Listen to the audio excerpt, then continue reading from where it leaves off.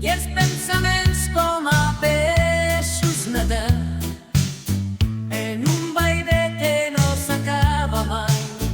És un camí que caminem sols, sense companys ni amics al costat, on la nostra ànima és l'única veu i els nostres somnis l'única llum.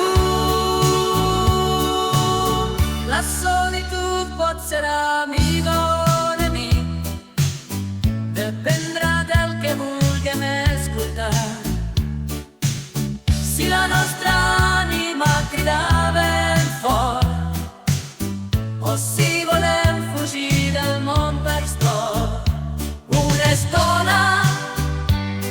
Però la solitud ens pot fer créixer, ens pot ajudar a descobrir-nos a nosaltres mateixos i a entendre millor la vida i el món des de la profunditat del nostre ser. I quan la solitud ens envaeix, quan ens sentim perduts en la nit, recordem que sempre hi ha una llum que n'espera al final del camí.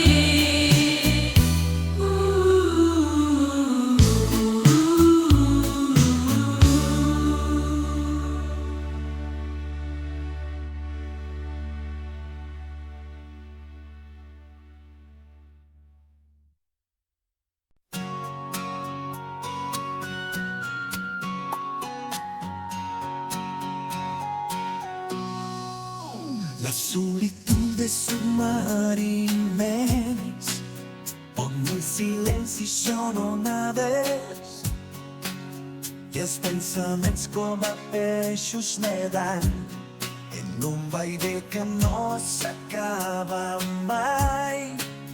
És un camí que caminem sols, sense companys ni amics al costat, on la nostra ànima és l'única veu i els nostres somnis l'única llum.